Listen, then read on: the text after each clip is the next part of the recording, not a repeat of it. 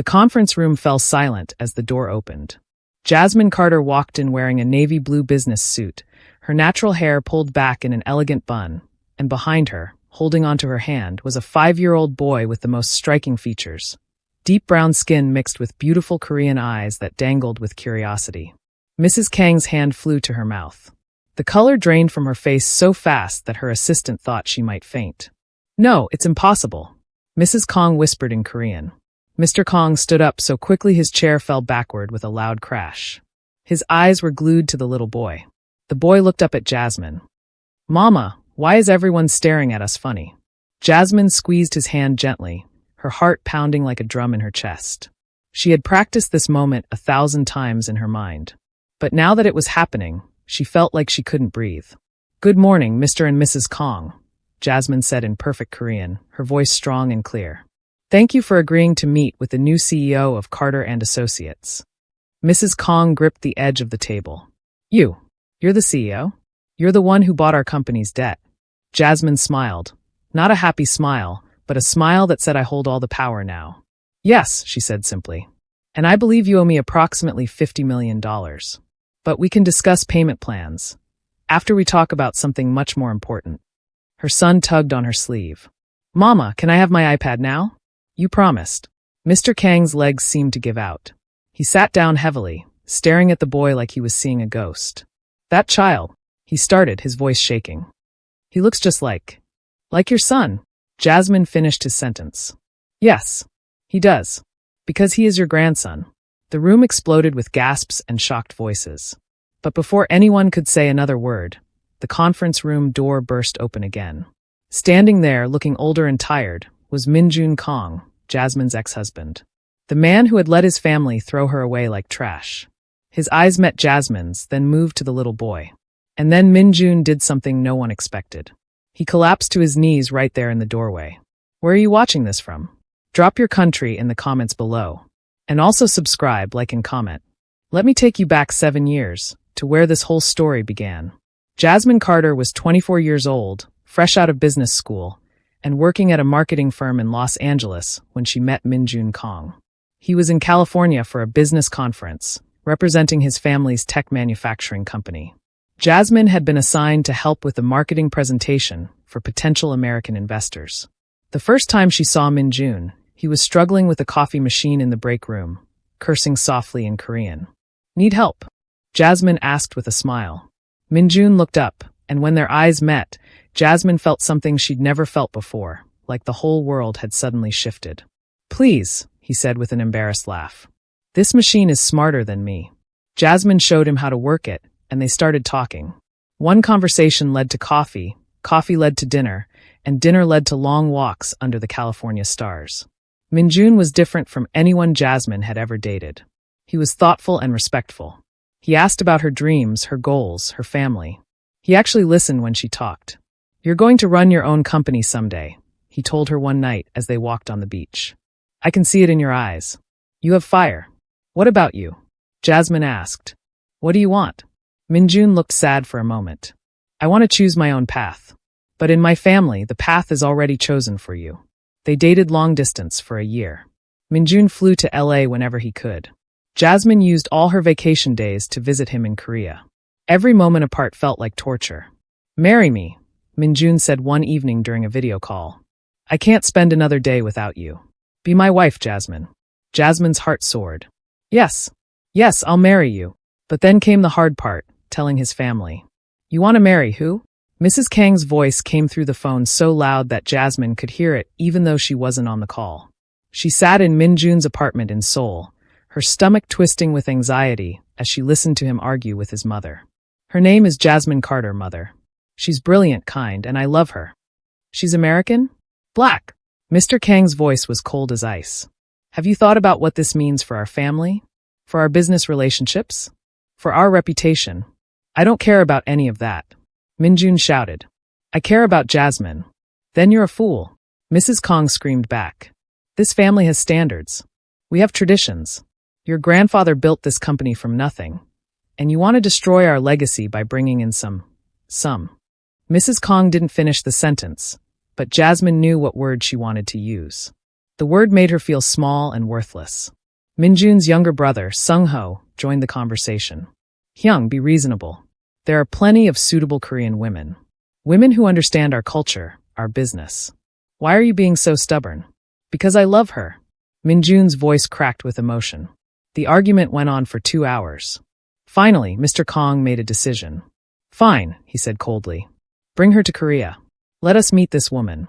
But if she cannot prove herself worthy of this family, you will end this relationship. That's final.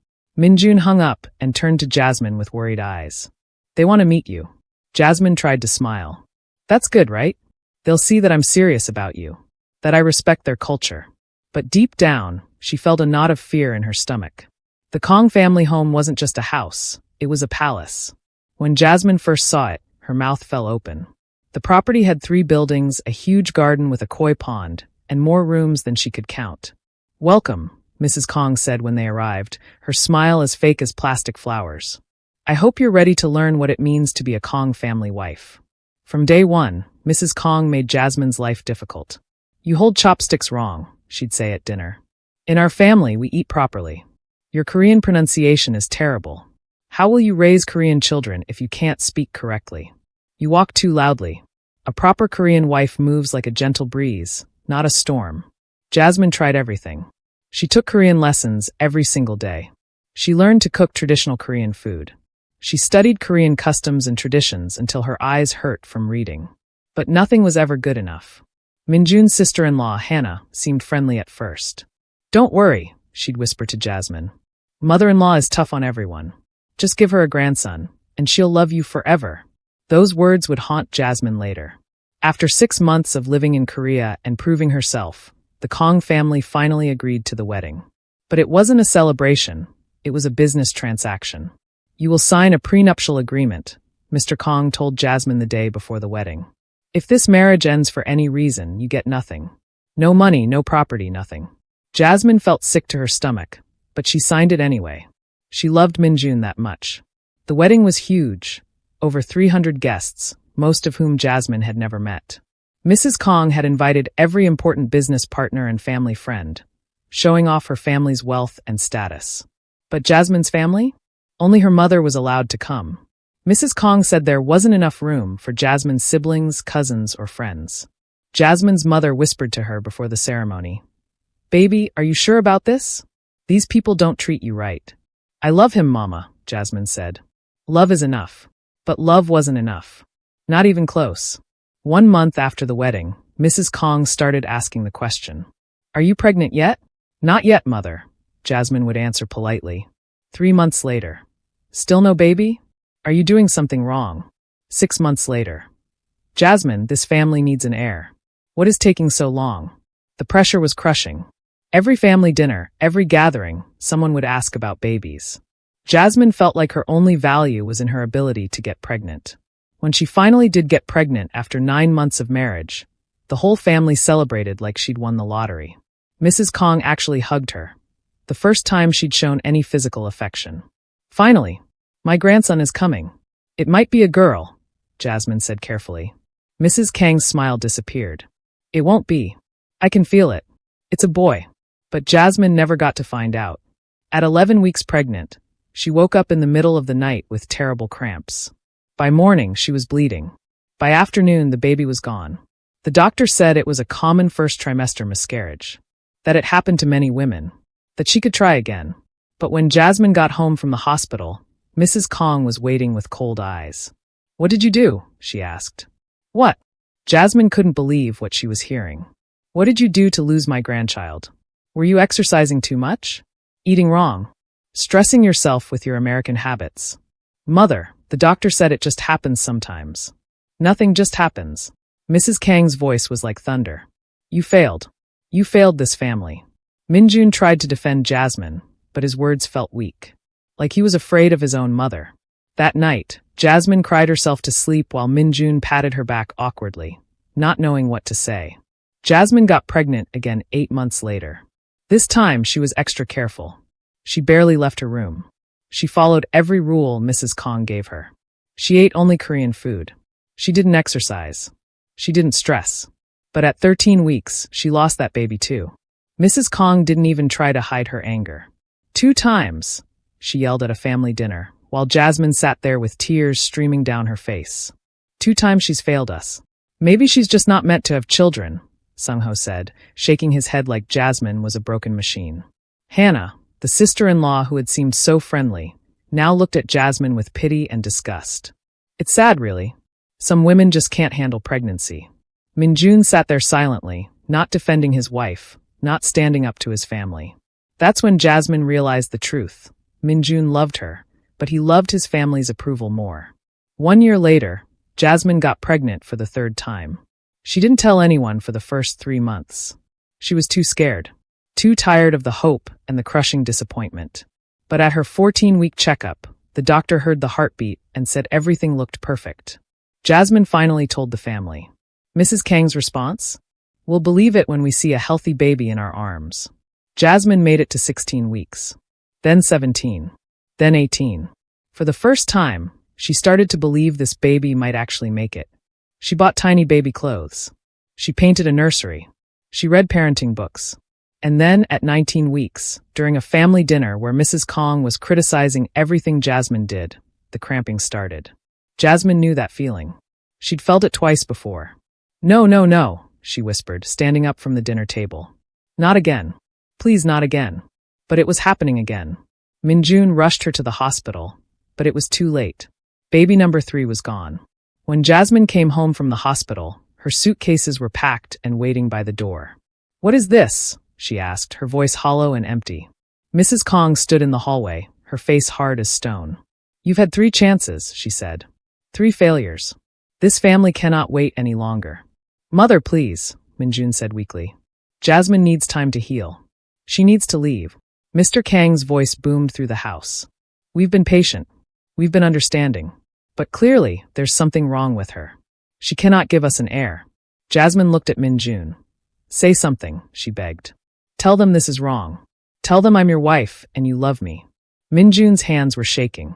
His eyes filled with tears. But he said nothing. Nothing. That silence broke Jasmine's heart more than anything else. Fine, Jasmine said, her voice cold now. I'll leave. But remember this moment. All of you. Remember how you treated me. She grabbed her suitcases and walked out of that house with whatever dignity she had left. She didn't know it then, but she wasn't leaving alone. Deep inside her, so new that no test could detect it yet, was baby number 4.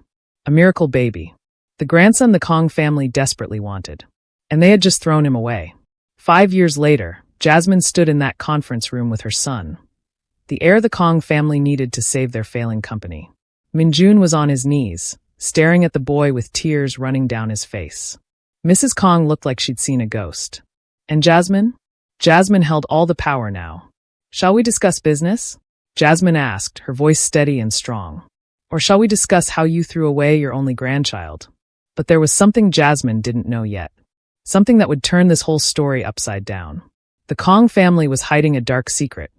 A secret that would explain everything.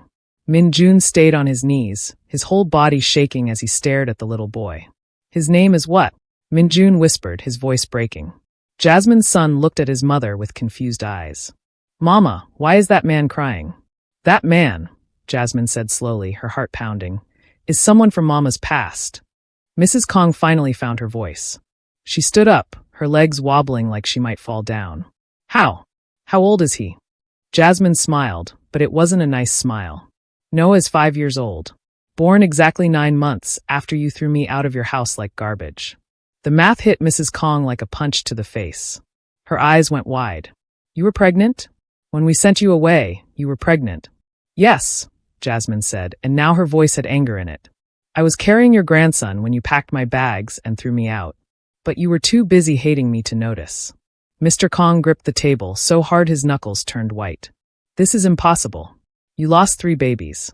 The doctors said miscarriages happen, Jasmine interrupted. They never said I couldn't have children. But your family decided I was broken. Useless. Not worth keeping. Min-Jun crawled forward on his knees, getting closer to Noah. Son. I have a son. Don't you dare call him that. Jasmine's voice cracked like a whip.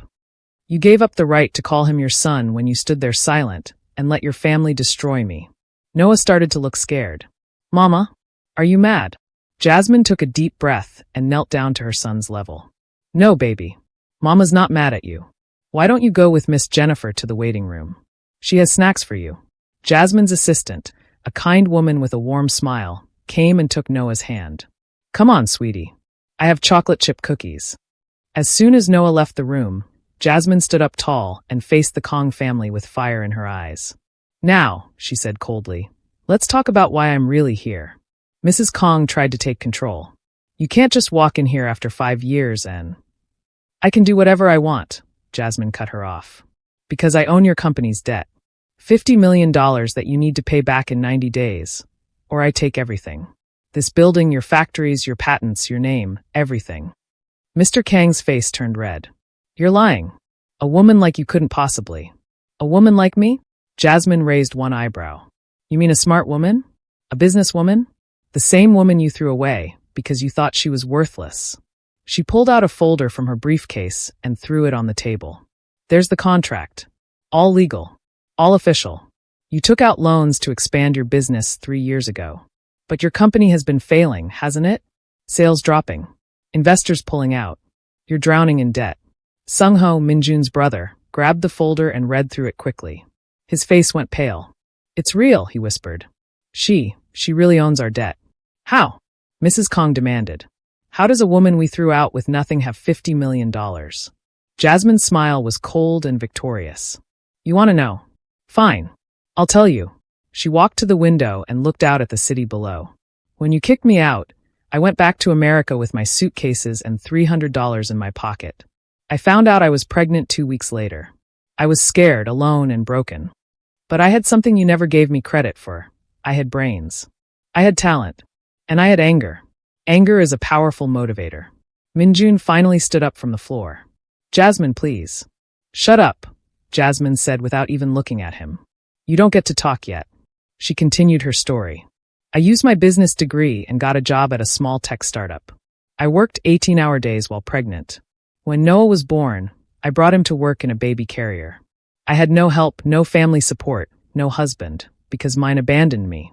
Mrs. Kang opened her mouth to say something, but Jasmine held up her hand. I worked my way up. I became a manager, then a director, then a vice president. 3 years ago, I started my own investment company. I'm good at finding struggling businesses, buying their debt cheap, and turning them around. Very good. And then, Jasmine turned back to face them. I heard that Kang tech manufacturing was failing. That the great Kang family, who thought they were so much better than me, was drowning. And I bought your debt. Every penny of it. The room was silent except for the sound of Mrs. Kang's heavy breathing. So now, Jasmine said, sitting down at the head of the conference table like she owned it, because basically she did, you have 3 choices. Choice number 1. Jasmine held up one finger. Pay me $50 million in 90 days. We both know you don't have that money. You'd have to sell everything and your family would be left with nothing. Mr. Kang's jaw was clenched so tight it looked painful. Choice number 2. Jasmine held up a second finger. I will take over your company completely. I own it. I run it. You all get fired and lose everything your grandfather built. You wouldn't dare, Sung-ho said, but his voice was shaking. Try me, Jasmine said with ice in her voice. Mrs. Kang sat down heavily. For the first time since Jasmine had known her, the powerful woman looked old and defeated. What's the third choice? Mrs. Kang asked quietly. Jasmine leaned forward. The third choice is we make a deal. I help save your company. I use my business connections and expertise to turn Kang Tech around. In exchange, she paused, letting the tension build. In exchange, you accept Noah as your grandson. You treat him with love and respect. You put him in your family registry. And you apologize, all of you, for what you did to me. The room exploded with voices. This is blackmail. Sung-ho shouted. You can't force us to, Mr. Kang started. But Mrs. Kang held up her hand, and everyone went quiet. She stared at Jasmine for a long moment. Why? Mrs. Kang asked. If you hate us so much, why offer to help? Why not just destroy us? Jasmine's eyes softened just a little. Because Noah deserves to know his father's family. Because despite everything you did to me, you're still his grandparents. And because, she took a deep breath. Because I'm not like you. I don't throw people away when they're no longer useful to me. Min-Jun, who had been silent this whole time, suddenly spoke up. His voice was rough, like he'd been crying. "I tried to find you," he said. "After you left. I tried to find you." Jasmine laughed, but it was a bitter sound. "Don't lie to make yourself feel better." "I'm not lying." Min-Jun's voice got louder. 3 months after you left, I realized I'd made the biggest mistake of my life. I flew to America. I went to your mother's house. But she said you didn't want to see me. That you'd moved on. Jasmine's stomach dropped. You went to my mother's house?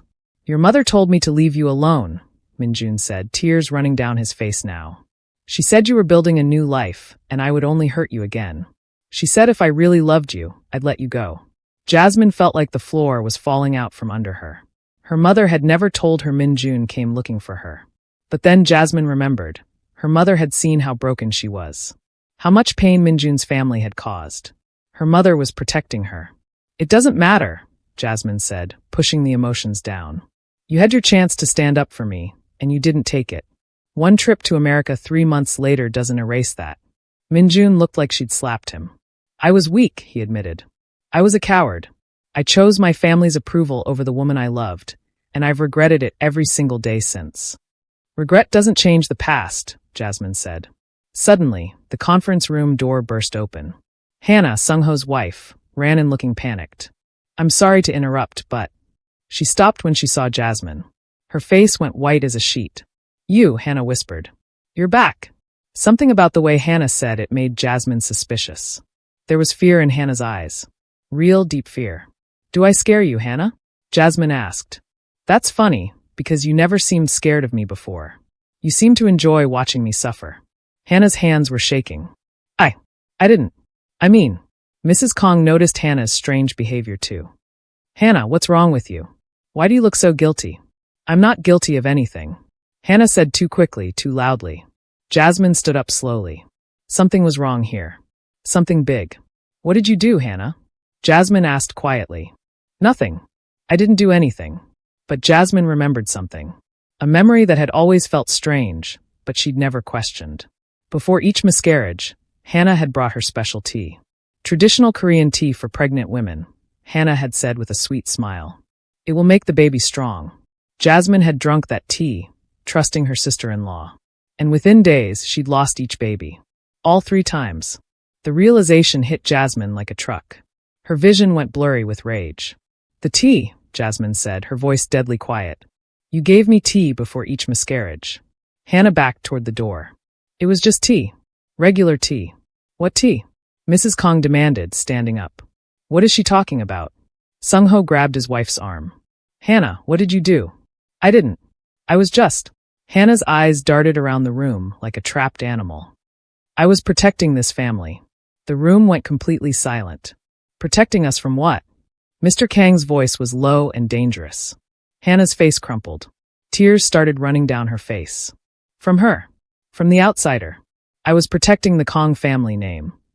What? Did you? Do you? Mrs. Kang's voice was like ice. And then Hannah said the words that made everyone's blood run cold. I put herbs in the tea. Herbs that cause problems with pregnancy. I couldn't let her give you an heir before I did. I couldn't let a Black American woman's son become the first Kang grandson. The room exploded. Min-Jun lunged at Hannah, but Sung-ho held him back. You killed my children. You murdered my babies? Mrs. Kang swayed on her feet like she might faint. Mr. Kang had to sit down, his face gray with shock. Jasmine stood frozen, unable to move, unable to breathe. All this time, all this pain, all those lost babies. It wasn't her fault. It was never her fault. I gave birth to the first Kang grandson. Hannah was screaming now, hysterical. My son is the heir. Not hers. Mine. Sung-ho looked at his wife like he'd never seen her before. You made her lose those babies? On purpose. For us. Hannah sobbed. For our family. For our son's future. Jasmine finally found her voice. It came out as a whisper, but everyone heard it in the silent room. You poisoned me. You killed my babies. You destroyed my life. Before anyone could say anything else, the door opened again. Noah stood there with Miss Jennifer, holding his half-eaten cookie. Mama, he said in his small voice. Why is everyone yelling? Everyone froze, staring at the little boy, the grandson who survived. The miracle baby who made it despite everything. And then Noah said something that made everyone's heart stop. "Mama, my tummy hurts. That lady gave me a drink, and now I don't feel good." He pointed at Hannah. Jasmine's world stopped spinning. "What lady, baby? What drink?" "The scared lady. She said it was juice. But it tasted funny and now." Noah's little body swayed, and his eyes rolled back in his head. "No!" Jasmine screamed as her son collapsed to the floor. Jasmine caught Noah before he hit the ground. "Baby! Noah! Wake up!" Her voice was pure terror. Min-Jun was already on his phone calling for an ambulance. "We need help now. A child has been poisoned." Mrs. Kang grabbed Hannah by the shoulders and shook her hard. "What did you give him? What was in that drink?" Hannah was crying so hard she could barely speak. I just wanted to scare her. I didn't think. The child wasn't supposed to drink much, just a little to make him sick, to teach her a lesson." "What was in it?" Mr. Kang roared louder than anyone had ever heard him yell. "Herbs. The same herbs I used before. But I used less. I swear I used less." Hannah was shaking violently. Jasmine held Noah's small body against her chest. His skin was getting pale. His breathing was shallow. "Stay with me, baby," she whispered, rocking him. "Please stay with Mama. Please." Miss Jennifer was crying. "The ambulance is coming." They said 5 minutes. 5 minutes felt like 5 hours. Sung-ho stared at his wife like she was a stranger. "You poisoned a child? A 5-year-old child?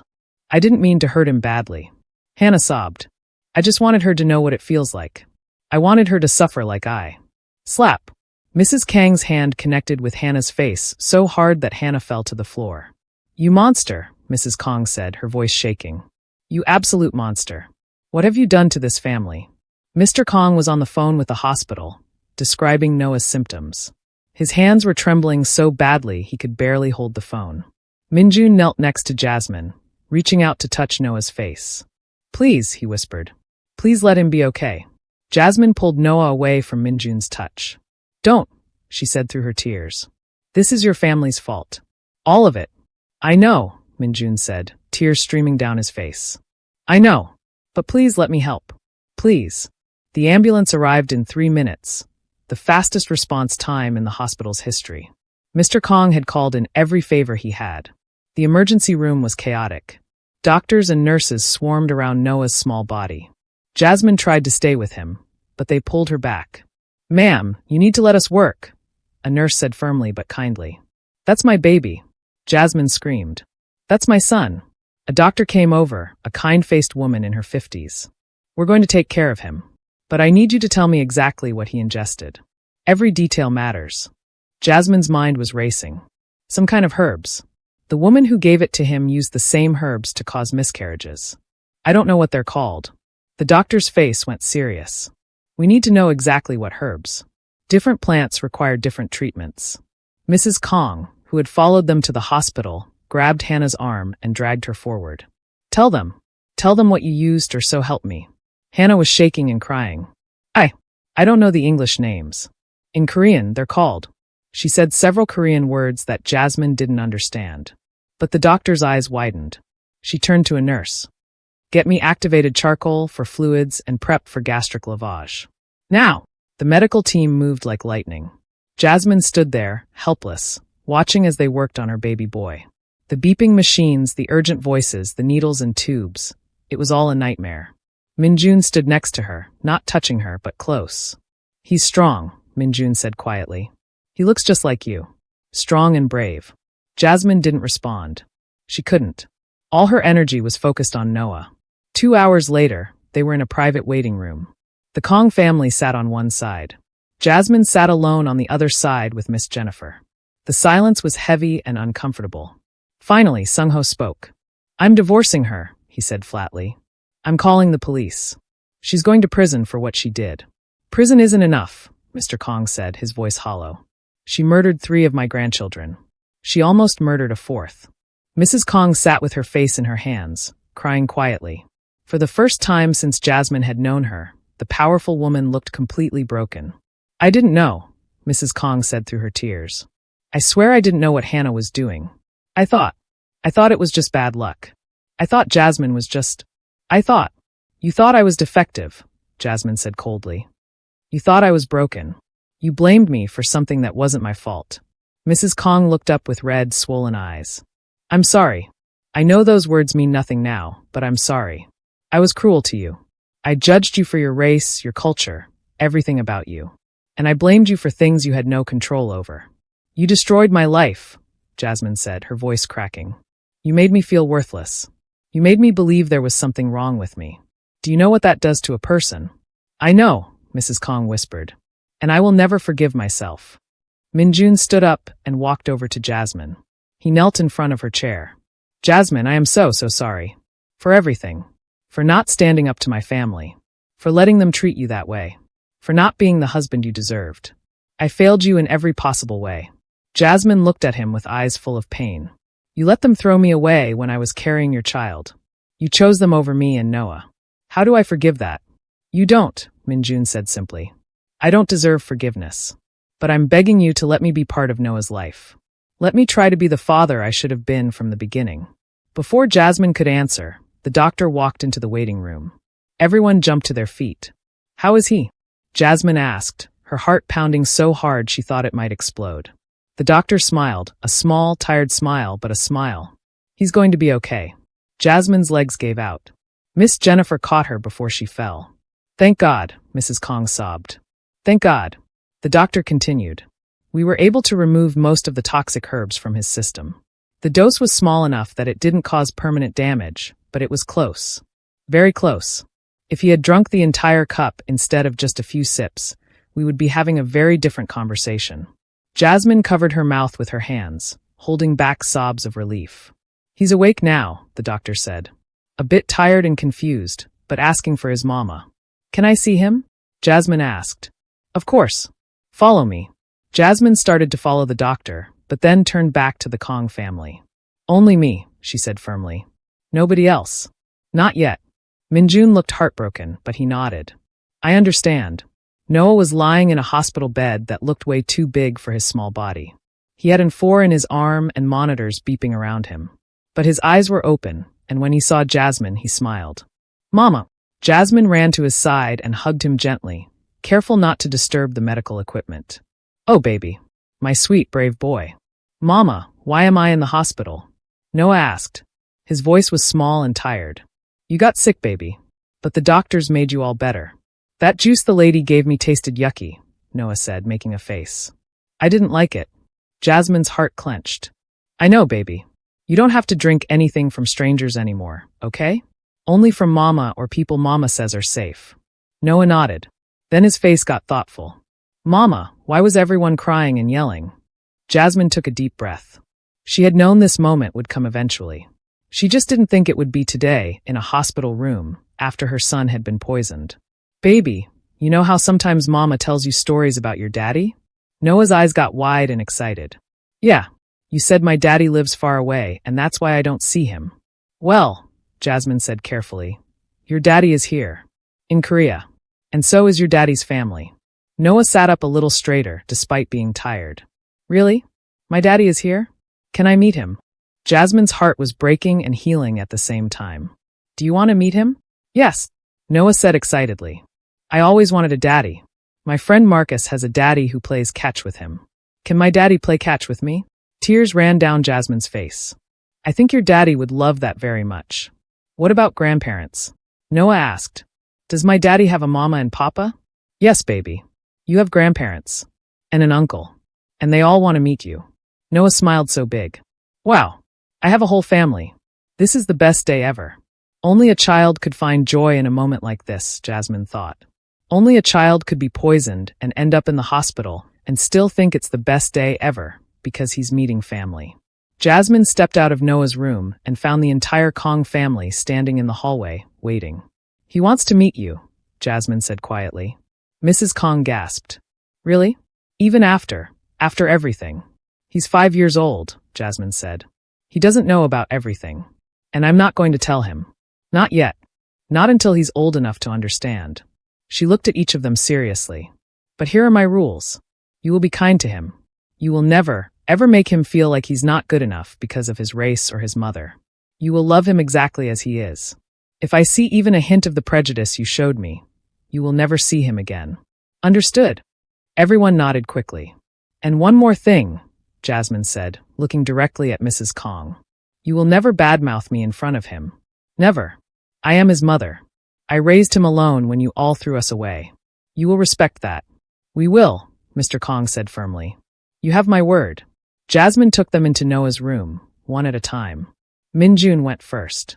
Min-Jun walked into the room like he was walking into a dream. Noah looked at him with curious eyes. Are you my daddy? Min-Jun nodded, unable to speak. Tears were streaming down his face. Why are you crying? Noah asked.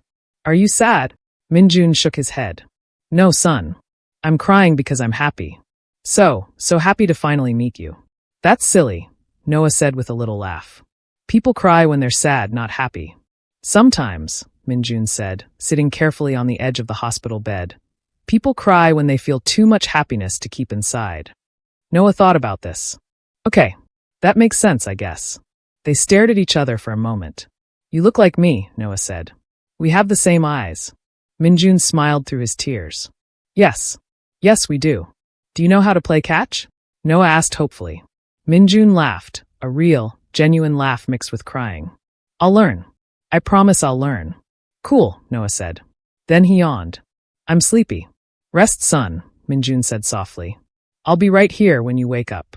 Promise. Noah's eyes were already closing. Promise, Min-Jun whispered. Jasmine watched from the corner of the room, her heart a mess of emotions. Anger, sadness, hope, fear, love. So much love for her son. And maybe, just maybe, the tiniest bit of hope for the future. 2 police officers arrived at the hospital. Hannah was arrested for attempted murder and 3 counts of forced miscarriage through poisoning. She screamed and cried as they put handcuffs on her. I was protecting my family. I was protecting my son's inheritance. Sung-ho watched his wife being taken away with dead eyes. I never knew her at all, he said to no one in particular. The scandal would destroy the Kang family's reputation. The news would spread. Their business would suffer even more. But for the first time in their lives, the Kangs didn't care about their reputation. They cared about something more important. Family. Real family. 3 days later, Noah was released from the hospital. Jasmine had made a decision that would change everything. She stood in front of the Kang family in their mansion. The same mansion she'd been thrown out of 5 years ago. I've thought about your company's debt, Jasmine said. And I've made my decision. Everyone held their breath. But before I tell you what I've decided, Jasmine continued, there's something you all need to know. Something I discovered while I was researching your company. She pulled out another folder from her briefcase. Your company isn't just failing because of bad business decisions. Someone has been sabotaging you from the inside. Stealing designs. Selling secrets to competitors. Destroying you slowly. Mr. Kang's eyes went wide. What? Who? Jasmine opened the folder and pulled out documents. Bank statements. Email printouts. Photos. The person who's been destroying your company, Jasmine said slowly, is someone you trust completely. Someone who's been in this family for years. Someone who, she paused, looking at the faces around her. Someone in this room right now. The room fell completely silent. Everyone stared at Jasmine, then at each other, suspicion and fear spreading like poison. What are you talking about? Mr. Kang demanded. Everyone here is family. Jasmine laid the documents on the table, spreading them out like cards in a game. For the past 3 years, someone has been selling your company's designs to your biggest competitor, Han Industries. Someone has been sabotaging your contracts, making you lose deals. Someone has been slowly destroying Kang Tech from the inside. Mrs. Kang's hand flew to her chest. That's impossible. We would have noticed.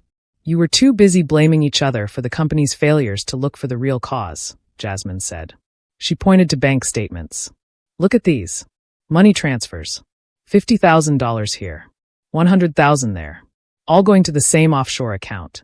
Min-Jun grabbed the papers, reading them quickly. His face went pale. These dates, they match when we lose our biggest contracts. Exactly, Jasmine said. Every time Kang Tech was about to close a major deal, information would leak to Han Industries.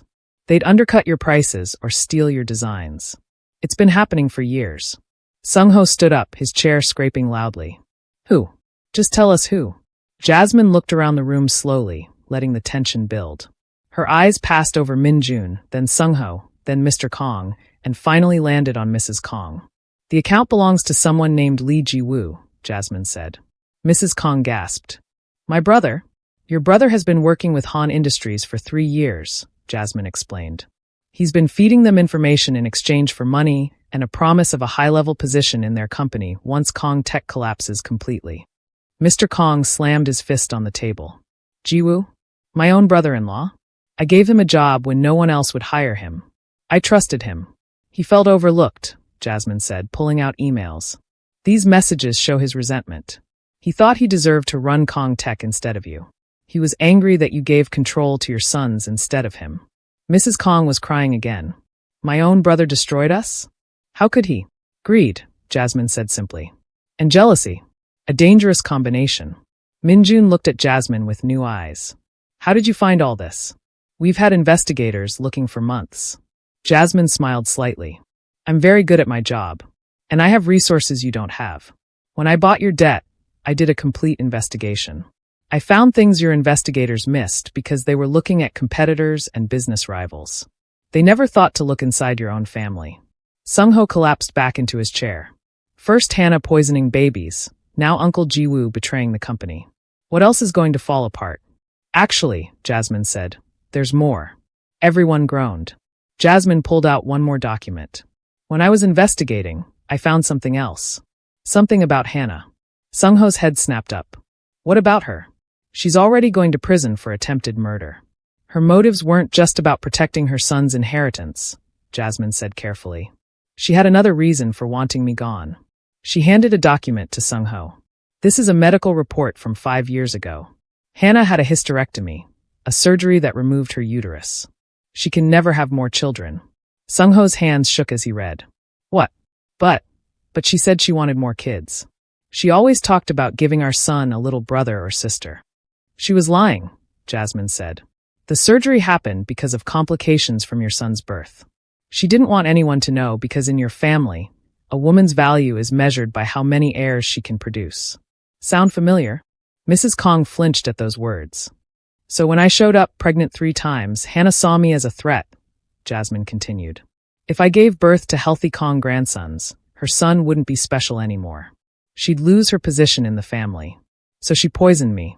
3 times. The room was silent as everyone processed this information. She destroyed 3 lives and almost destroyed a 4th, Jasmine said, her voice getting emotional for the first time. All because this family made her believe her worth was only in making babies. Just like they did to me. Mrs. Kang stood up, walked over to Jasmine, and did something no one expected. She got down on her knees and bowed, a full, traditional Korean bow of deep apology. I am sorry, Mrs. Kang said, her forehead touching the ground. I am so sorry for everything. For how I treated you. For the values I taught my family. For making you and Hannah both feel like you were only valuable if you produced heirs. I was wrong. I was cruel. And I destroyed so many lives with my prejudice and traditional thinking. Mr. Kang joined his wife on the floor, bowing deeply. We were wrong about everything. About you. About what matters in a family. We lost 5 years with our grandson because of our ignorance and pride. Min-Jun was already crying. Jasmine, I know I don't deserve forgiveness. But please give me a chance to be a real father to Noah. To be the man I should have been to you. Jasmine looked at all of them. This broken, complicated family that had caused her so much pain. She thought about the 3 babies she'd lost. The years of suffering. The loneliness of raising Noah alone. But she also thought about Noah's face when he met his father. The joy in his eyes when he learned he had grandparents and an uncle. I've made my decision about the debt, Jasmine said quietly. Everyone looked up at her. I'm going to help save Kang Tech, she said. But not because of the debt. I'm doing it for Noah. Because whether I like it or not, this company is his heritage. His future. Relief washed over everyone's faces. However, Jasmine held up her hand. There are conditions. Many conditions. She pulled out a contract she'd already prepared. First, I became a partner in Kang Tech equal share with the family. I help run the company and make decisions. Mr. Kang nodded without hesitation. Agreed. Second, Lee Ji-woo is reported to the police and removed from the company immediately. We recover whatever money we can from him. Already done, Mr. Kang said. I called the police an hour ago when you first showed me the evidence. Third, Jasmine continued, this family goes to therapy. All of you, together and separately. You need to work through your prejudices, your toxic values about women and heirs, and your inability to communicate. Mrs. Kang actually smiled through her tears. That's actually a very good idea. Fourth, Min-Jun doesn't automatically become Noah's father. He has to earn it. Supervised visits at first. Building trust. Proving he can be consistent and reliable. Min-Jun nodded eagerly. Yes. Anything. I'll do anything. And fifth, Jasmine's voice got very serious. Noah is raised to know both sides of his heritage. Korean and Black American. He learns about both cultures. He's never made to feel like one half of him is better than the other. He's celebrated for being exactly who he is, mixed, beautiful, and whole. Yes, Mrs. Kang said firmly. He will be celebrated. I promise you. Jasmine took a deep breath. Then we have a deal. The changes happened slowly, but they happened. Lee Ji-woo was arrested and agreed to pay back the money in exchange for a lighter sentence. Hannah was sentenced to 8 years in prison. Sung-ho filed for divorce and focused on being a better father to his son. Kang Tech, with Jasmine's business expertise and connections, started recovering. New contracts came in. Investors returned. The company wasn't just surviving, it was thriving. The Kang family attended therapy every week. It was hard, uncomfortable work. Mrs. Kang had to face her prejudices and learn where they came from. Mr. Kang had to learn to value people over business. The whole family had to relearn what it meant to love and accept someone unconditionally. Min-Jun proved himself slowly but surely. He showed up every Saturday at exactly 10 a.m. to take Noah to the Kang. He learned to play catch. He read bedtime stories. He attended every school event. He was patient when Noah called him Min-Jun instead of Dad, understanding he had to earn that title. And Jasmine? Jasmine discovered something surprising. She discovered that forgiveness wasn't about excusing what happened. It was about freeing herself from the anger that had been eating her alive. She didn't forget. She would never forget. But slowly, carefully, she started to heal. On a warm Saturday afternoon, the Kang family gathered in their garden for Noah's 6th birthday party. It was different from typical Kang family gatherings. There was no formality, no rigid structure. Jasmine's mother had flown in from America. Her best friend Keisha was there with her kids. Noah's friends from school ran around playing tag. Korean food and American food sat side by side on the tables. K-pop played from the speakers, then switched to American hip-hop. Noah wore a hanbok, a traditional Korean outfit, in the morning for a formal family photo. Then he changed into his favorite superhero t-shirt for the party. He was perfectly, beautifully both. Mrs. Kang sat next to Jasmine, watching Noah play. He's remarkable, she said softly. So smart. So kind. So full of joy. He is, Jasmine agreed. I missed 5 years of his life, Mrs. Kang said, her voice filled with regret. I can never get those years back. No, Jasmine said honestly. You can't, but you can make the next year count. Mrs. Kang reached over and gently took Jasmine's hand. Jasmine stiffened at first, then slowly relaxed. Thank you, Mrs. Kang said, for giving us this chance, for being strong enough to forgive when we didn't deserve it, for raising such an incredible child alone when we abandoned you. I didn't forgive you, Jasmine said quietly. I forgave myself. And for Noah, he deserves to have a family that loves him. Min-Jun approached them, looking nervous. Jasmine, can I talk to you for a moment? They walked to a quiet corner of the garden. Noah asked me something today, Min-Jun said. He asked when you and I are going to get married again. Jasmine's heart skipped a beat. What did you tell him? I told him the truth. That we're not together anymore. That we're friends who both love him very much. Min-Jun paused. But Jasmine, I have to ask. Is there any chance, any possibility that someday we could? No, Jasmine said gently but firmly. We can't go back, Min-Jun. Too much has happened. Too much pain. Too much betrayal. Min-Jun nodded, looking sad but not surprised. I understand. I had to ask. But, Jasmine continued, we can move forward. As co-parents.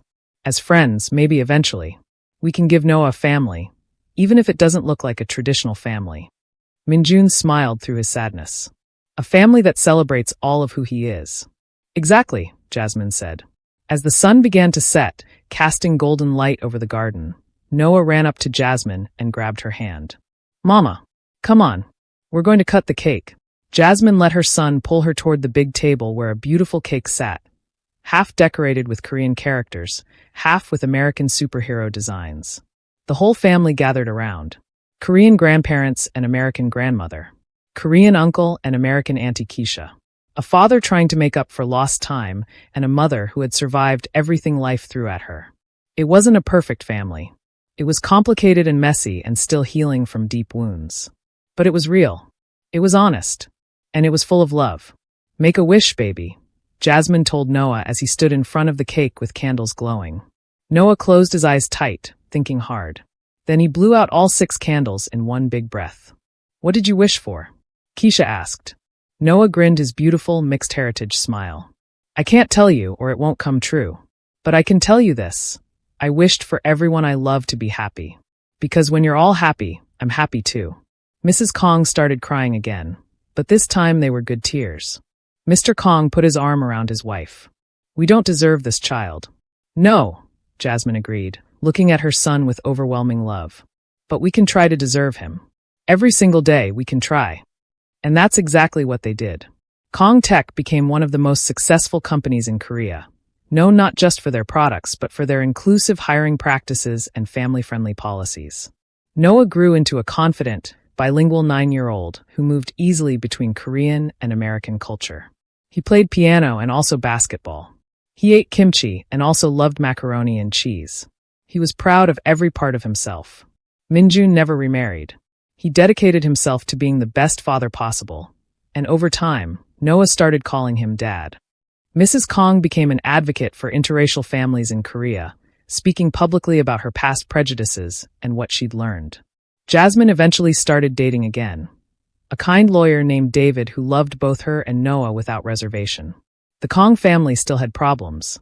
They still went to therapy. They still argued and disagreed. But they faced everything together now. As a real family. And Jasmine? She finally found something she'd been searching for her whole life. Peace. Not because everything was perfect, but because she'd learned that she was enough. Always had been. Always would be. She didn't need anyone to validate her worth. She was valuable simply because she existed. And that was the greatest victory of all. The end. Thank you so much for watching this incredible journey. Don't forget to subscribe to this channel to support our growth and see more amazing stories like this one. Hit that like button, drop a comment telling us what you thought of Jasmine's story, and share this video with someone who needs to hear about strength, resilience, and the power of forgiveness. Where are you watching from? Let us know in the comments.